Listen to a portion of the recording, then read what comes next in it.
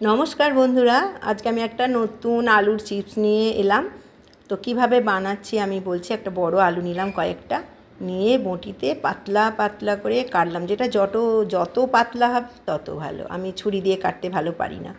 তো যাই হোক, সমস্ত কেটে নিলাম। এই যে আলুটা কাটার পর ওই যে শেষের যে অংশগুলো ছিল ওগুলোকেও আমি সরু সরু করে কুটে পাশে রেখে দিলাম।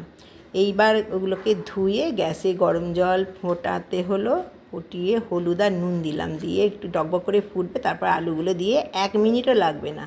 তারপর ওটাকে আমি ছেঁকে নিলাম, ছেঁকে আমি রেখে দিলাম। রেখে এবার ছাদে প্রচণ্ড রোদ উঠেছে, আমি কাপড়ে বা এই বস্তার ওপর আমি একটা একটা করে আলুগুলো শুকুর দিলাম। বেশ কিছুক্ষণ পরে যদি খুব ভালো রোদ হয় একদিনেই শুকিয়ে যাবে, নাহলে 2 দিন লাগবে। তারপর সব শুকনো হয়ে গেল।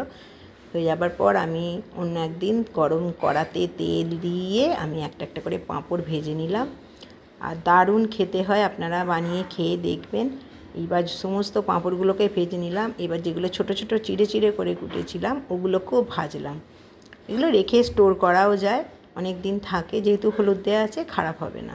এইবার আমি পাত্রে ভাজা হয়ে যাবার পর একটা পাত্রে রাখলাম, বিট নুন আর একটু লেবুর রস আর একটু চাট মশলা দিয়ে, একটু গুঁড়ো লঙ্কা দিয়ে একটুখানি ভালো করে মাখচাক করে নিলাম। আর দেখুন কি সুন্দর মটকট মটকট ভেঙে যাচ্ছে। ভালো লাগলে আমার পাশে থাকবেন, লাইক শেয়ার করবেন। Thank you.